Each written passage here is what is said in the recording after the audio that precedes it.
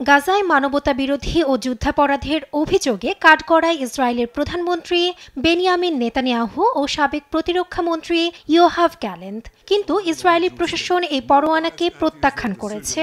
এখন একটি প্রশ্ন, নেতানিয়াহুকে কিভাবে বিচারের সম্মুখীন করা হবে? আন্তর্জাতিক অপরাধ আদালতের রোম সংবিধিতে স্বাক্ষরকারী ১২৪টি দেশ রয়েছে। আইসিসি কর্তৃক অপরাধী সাব্যস্ত কিংবা কোনো ব্যক্তির বিরুদ্ধে গ্রেফতারি পরোয়ানা জারি হলে সংবিধিতে স্বাক্ষরকারী দেশগুলো সংবিধির আইন মোতাবেক অভিযুক্ত ব্যক্তিকে গ্রেফতারে বাধ্য থাকবে। অর্থাৎ আইসিসি অন্তর্ভুক্ত কোনো দেশে পা রাখলেই নেতানিয়াহুকে গ্রেফতার করতে সেই দেশ আন্তর্জাতিক অপরাধ আদালতের প্রতি দায়বদ্ধ।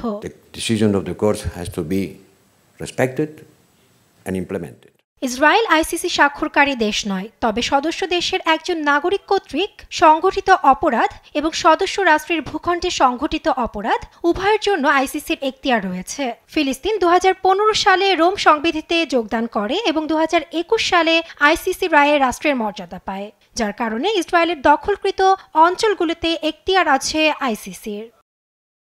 আন্তর্জাতিক মানবাধিকার আইনজীবী জনাথন কুত্তাব বলেছেন, আইন অনুমানের ভিত্তিতে কাজ করে এবং সেটি মানতে জনগণ বাধ্য।